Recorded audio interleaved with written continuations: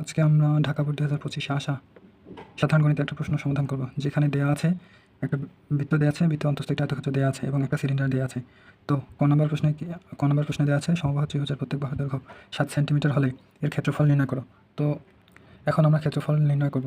তো এখানে কি দেওয়া আছে যে সমবাহু ত্রিভুজের প্রত্যেক বাহুর দৈর্ঘ্য কত? 7 সেন্টিমিটার দেয়া আছে। সমবাহু ত্রিভুজের প্রত্যেক বাহুর দৈর্ঘ্য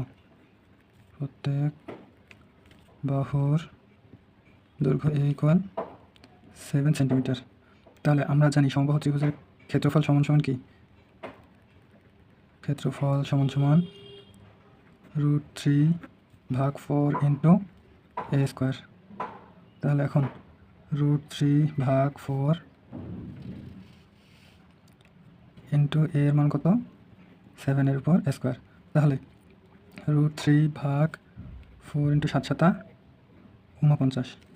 তো এখন এটা ক্যালকুলেশন করলে অ্যান্সার দাঁড়াচ্ছে 21.218 বর্গ সেন্টিমিটার। এটা হচ্ছে ক নম্বরের অ্যান্সার।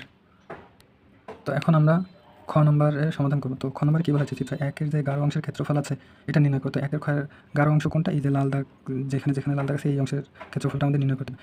তো প্রথম আমাদের এখন কী করতে হবে? যে এই বৃত্তটা আছে, বৃত্তটার ক্ষেত্রফল নির্ণয় করতে হবে এবং এই যে আয়তক্ষেত্র আছে এই আয়তক্ষেত্রের ক্ষেত্রফলটা নির্ণয় করে বৃত্তের ক্ষেত্রফল থেকে এই আয়তক্ষেত্রের ক্ষেত্রফলটা বাদ দিয়ে দিলে আমরা কী পাবো? এই যে ফাঁকা অংশ বা গাঢ় অংশটা আছে এই গাঢ় অংশের ক্ষেত্রফলটা আমরা পেয়ে যাবো।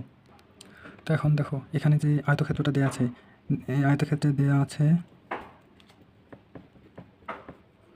এর হচ্ছে বাহুর দৈর্ঘ্য কত? দৈর্ঘ্য এবি সমান সমান দৈর্ঘ্য এবি সমান সমান 8 সেন্টিমিটার। কত? 8 সেন্টিমিটার। এবং প্রস্থ হচ্ছে এডি সমান সমান 6 সেন্টিমিটার। তো আমরা জানি আয়তক্ষেত্রের ক্ষেত্রফল সমান আয়তক্ষেত্রের ক্ষেত্রফল সমান সমান দৈর্ঘ্য গুণন প্রস্থ। তাহলে এখানে কি দৈর্ঘ্য হচ্ছে এবি ইন্টু প্রস্থ হচ্ছে এডি। এখন আমরা মান বসাই। এবি এর মান হচ্ছে 8 সেন্টিমিটার ইন্টু এডি এর মান হচ্ছে কত? 6 সেন্টিমিটার। তো এখন এটা আমরা গুণ করে দিব। গুণ করে দিলে কি হচ্ছে?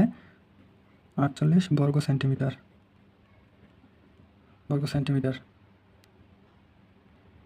তো এখন আমাদের কী করতে হবে? এখন আমরা যেহেতু আয়তক্ষেত্রের ক্ষেত্রফলটা নির্ণয় করে ফেলেছি, তো এখন আমাদের এই যে বৃত্তের ক্ষেত্রফলটা নির্ণয় করতে হবে। তো বৃত্তের ক্ষেত্রফল নির্ণয় করার জন্য আমাদের এখানে দরকার কি হচ্ছে?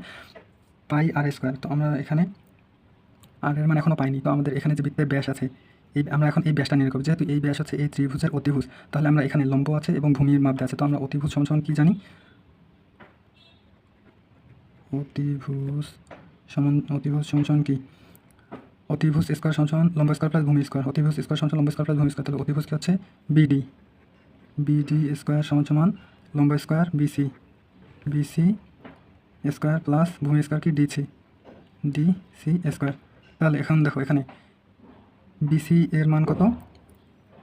বিসি এর মান হচ্ছে 6 সেন্টিমিটার। তো আমরা এখন এখানে 6 সেন্টিমিটার বসাবো। আবার ডিসি এর মান হচ্ছে 8 সেন্টিমিটার। কত? 8 সেন্টিমিটার। তো এখন 6 6 36 36 প্লাস 64, ঠিক আছে, ইকুয়াল কত হয়? 100। BC square equal 100। তাহলে বিসি ইকুয়াল এই স্কোয়ারটা এদিকে এসে কী হবে? রুট হয়ে যাবে। তাহলে বিসি ইকুয়াল দেন তাহলে কর্ণের মান কত? কর্ণের মান বা এখানে হচ্ছে তোমার ব্যাস সমান সমান 10। তাহলে ব্যাসার্ধ কত হবে? ব্যাসার্ধ আর ইকুয়াল 10/2। তাহলে আমরা এখানে কত পাচ্ছি? আর এর মান পাচ্ছি 5। তো এখন দেখো আমাদেরকে যেটা নির্ণয় করতে হবে, তো আমরা জানি বৃত্তের ক্ষেত্রফল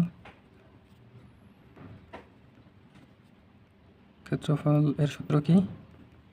পাই আর স্কোয়ার। তো পাই এর মান হচ্ছে 3.1416 ইন্টু আর এর মান আমরা পেয়েছি কত? 5 এর উপর স্কোয়ার। তাহলে 3.1416 ইন্টু 5 5 25। এখন এর মান হচ্ছে গুণ করলে হচ্ছে 78.54। তো আমরা এখন বৃত্তের ক্ষেত্রফলও পেয়ে গেছি, আবার আয়তক্ষেত্রের ক্ষেত্রফলও পেয়ে গেছি। তো এখন আমরা বৃত্তের ক্ষেত্রফল থেকে আয়তক্ষেত্রের ক্ষেত্রফলটা বের করে দিলে আমরা এই যে গাঢ় অংশ আছে সেটার ক্ষেত্রফল পাবো। তো বৃত্তের ক্ষেত্রফল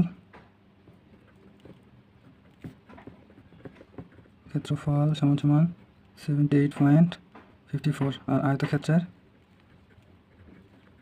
ক্ষেত্রফল সমান সমান আমরা কত পেয়েছি 48.00। তাহলে অতএব গাঢ় অংশের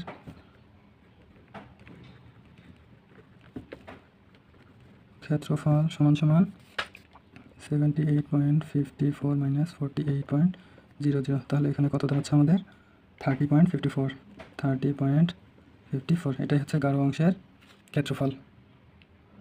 এখন দেখো গ নম্বর প্রশ্ন বলা হয়েছে যে চিত্র 2 এর সিলিন্ডার সমগ্র তলের ক্ষেত্রফল নির্ণয় করো। তো চিত্র 2 এ দেওয়া চিত্র 2 হচ্ছে এটা। তো এটার আমাদের কি সমগ্র তলের ক্ষেত্রফলটা নির্ণয় করতে হবে। তো সমগ্র তলের ক্ষেত্রফল নির্ণয়ের জন্য আমাদের যে কাজটা করতে হবে সেটা হচ্ছে সমগ্র তলের ক্ষেত্রফলের সূত্র কি? সমগ্র তলের ক্ষেত্রফলের সূত্র হচ্ছে 2 × পাই r × r প্লাস এইচ। তো দেখো এখানে এইচ এর মান দেওয়া আছে কত 20 সেন্টিমিটার, আর আমাদের আয়তন দেওয়া আছে কত 2262 সেন্টিমিটার পার কিউব। এখন আমাদের কী করতে হবে, আমাদের আর এর মান নির্ণয় করতে হবে।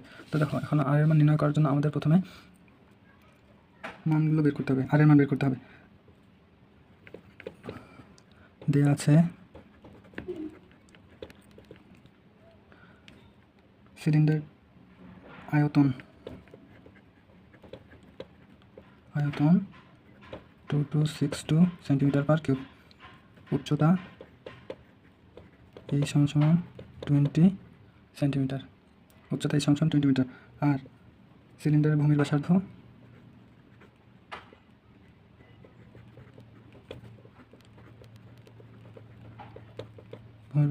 আর এটা হচ্ছে আমরা ধরে নিব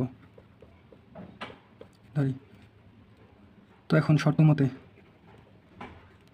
বা প্রশ্ন মতে যেহেতু আয়তনের সূত্র কি পাই r² h = 2262, তাহলে এখান থেকে আমরা আর এর মানটা বের করে নিব। তো r² এখানে পাই এবং এইচ গুণ আছে, তো গুণটা এদিকে এসে কী হবে ভাগ হয়ে যাবে 62 ডিভাইডেড বাই পাই এইচ। ঠিক আছে, তখন r² সমান 62 ভাগ পাই মান 3.1416 ইন্টু এইচ এর মান হচ্ছে 20। r² এটা ক্যালকুলেশন করলে আমাদের মান আসতেছে 36.007। তাহলে এখন আর এই স্কোয়ারটা এইদিকে এসে কী হয়ে যাবে রুট হবে 36.0007।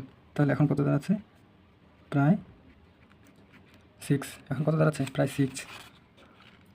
তো এখন আমরা যেহেতু আর এর মান পেয়ে গেলাম, তো এখন সমগ্র তলের ক্ষেত্রফলের সূত্র কি? সমগ্র তলের ক্ষেত্রফলের সূত্র 2 পাই r × r প্লাস এইচ। তো এখন আমরা মান বসাবো। 2 × পাই এর মান হচ্ছে কত 3.1416 ইন্টু আর এর মান আমরা পাইছি 6, আবার এখানে আর এর মান 6 যোগ এইচ এর মান কত 20। তো এটা ক্যালকুলেশন করলে আমাদের মান আসতেছে 980.185। এটাই হচ্ছে সিলিন্ডারের সমগ্র পৃষ্ঠের ক্ষেত্রফলের